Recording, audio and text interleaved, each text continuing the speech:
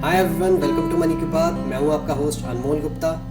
तो mutual funds are subject to market risk. Please read the offer document carefully before investing. ये line तो हमने सुनी है, पर offer document I am sure 99.99% लोगों ने कभी नहीं पढ़ा होगा। अगर आप ऑफर डॉक्यूमेंट खोलेंगे तो बहुत इनिशियली उसमें एक चीज़ लिखी होती है जिसको बोलते हैं म्यूचुअल फंड ऑब्जेक्टिव। अगर आप सिर्फ म्यूचुअल फंड ऑब्जेक्टिव पढ़ लें तो आपको बहुत अच्छी क्लियर पिक्चर मिल जाएगी कि ये वाला पर्टिकुलर स्कीम आपके ऑब्जेक्टिव्स, आपके गोल्स, आपके रिस्क टेकिंग एपेटाइट के लिए सही है या नहीं है। तो आइए इस एपिसोड में हम देखते हैं कुछ examples of mutual fund objectives और उनका क्या मतलब होता है, उनसे आप क्या इन्फर कर सकते हैं और कैसे आप उसकी हेल्प ले सकते हैं ये समझने के लिए कि ये स्कीम आपके लिए सही है या नहीं है। Motilal Oswal mid cap 30 fund. इस स्कीम का इन्वेस्टमेंट ऑब्जेक्टिव कुछ इस तरह से है। The investment objective of the scheme is to achieve long-term capital appreciation by investing in a maximum of 30 quality mid-cap companies having long-term competitive advantages and potential for growth. However, there can be no assurance or guarantee that the investment objective of the scheme would be achieved. अब इसको थोड़ा decode करते हैं। To achieve long-term capital appreciation मतलब 8 से 10 साल के ऊपर की बात हो रही है। कैपिटल मतलब आपका प्रिंसिपल जो आप इन्वेस्ट करते हो। एप्रिसिएशन मतलब उस प्रिंसिपल की ग्रोथ। तो कुल मिला के 8 से 10 साल में रिटर्न देने की बात हो रही है इधर।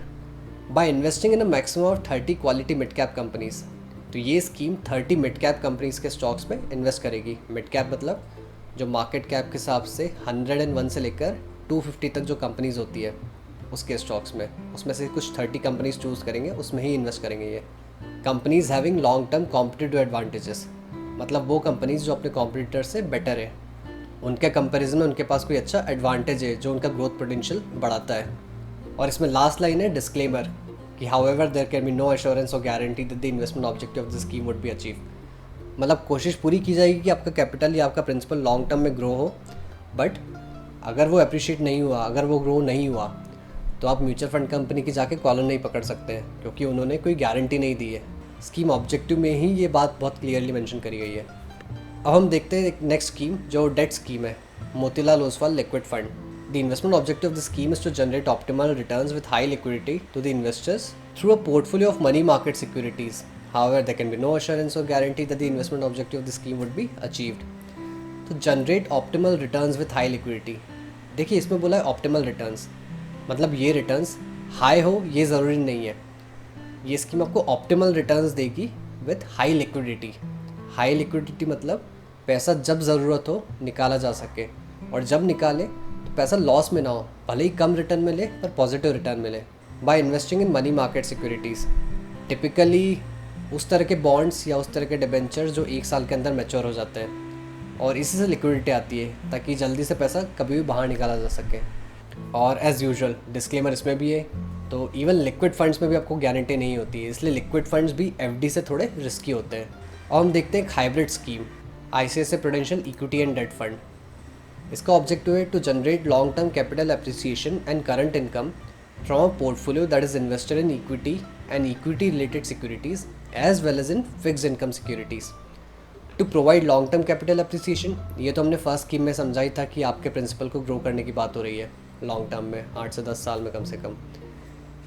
एंड करंट इनकम, अब इसकी में ये एक बहुत इंपॉर्टेंट पॉइंट है, ये स्कीम आपको इनकम भी देना चाहती है, सिर्फ ग्रोथ नहीं, बीच बीच में आपको थोड़ी इनकम भी देगी जो आपके काम आ सके। सब कुछ आपको मैच्योरिटी पर देने का इरादा नहीं है, बीच बीच में भी अगर कुछ पैसा कमा के आपको दिया जा सकता है तो वो दिया जाएगा। By investing in equity and equity related securities मतलब इक्विटी या स्टॉक्स रिलेटेड चीज़ों में इन्वेस्टमेंट होगा, ये होगा लॉन्ग टर्म कैपिटल एप्रिसिएशन के लिए।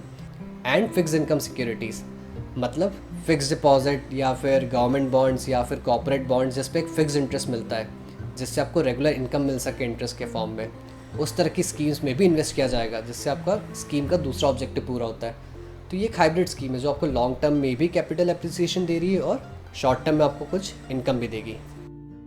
So I hope guys next time when you buy a mutual fund, you'll at least look at the mutual fund objective to determine कि ये mutual fund आपकी goals, आपकी risk taking appetite के हिसाब से सही है या नहीं है। Thank you.